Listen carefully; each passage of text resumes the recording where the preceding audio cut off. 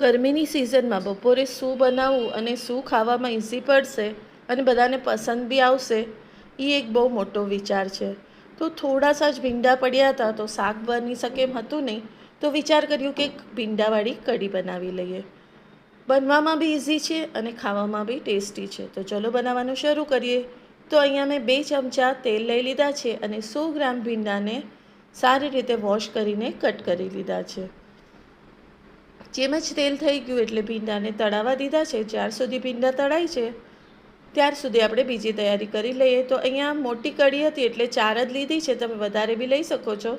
4 લસણની કઢીને 4 મરચાંને મિક્સરમાં પીસી લીધા છે.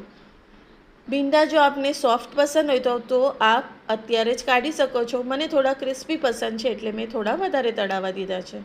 તો હવે ભીંડા તળાઈ ગયા છે તો એને કાઢી લેશું અને કઢીની તૈયારી કરી લેશું. તો અહીંયા 100 ગ્રામ દહીં લઈ લીધું છે ને એની અંદર 1.5 ચમચો ચણાનો લોટ નાખી દીધો છે, અડધી ચમચી હળદર નાખી દીધી છે, સ્વાદ પ્રમાણે મીઠું નાખી દીધું છે અને જે મસાલો આપણે પીસીને રાખ્યો છે એ નાખીને બધાને સારી રીતે ફેટી લીધું છે. 1.5 ચમચી અહીંયા 1.5 ગ્લાસ પાણી પણ નાખી દીધું છે અને સારી રીતે બધું મિક્સ કરી દીધું છે. જે તેલ હતું એની અંદર 1 ચમચી ઘી નાખી દીધું છે, અડધી ચમચી મેથી, અડધી ચમચી રાઈ, અડધી ચમચી જીરું અને 5 ચમચી હિંગ નાખી દીધી છે. આ બધું થઈ જાય એટલે થોડા કઢી પત્તા પણ નાખી દીધા છે.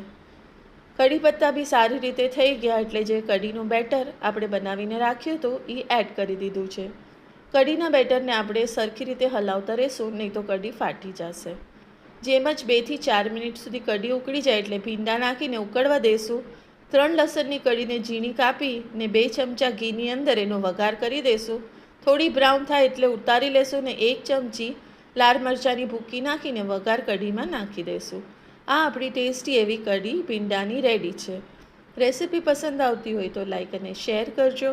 મારી ચેનલને સબસ્ક્રાઈબ ન કર્યું હોય તો પ્લીઝ મારી ચેનલને સબસ્ક્રાઈબ કરજો અને આવી ટેસ્ટી ડિશિસ જોવા માટે જરૂરથી મારા બીજી રેસિપીને પણ વિઝિટ કરજો. Thank you for watching. આભાર.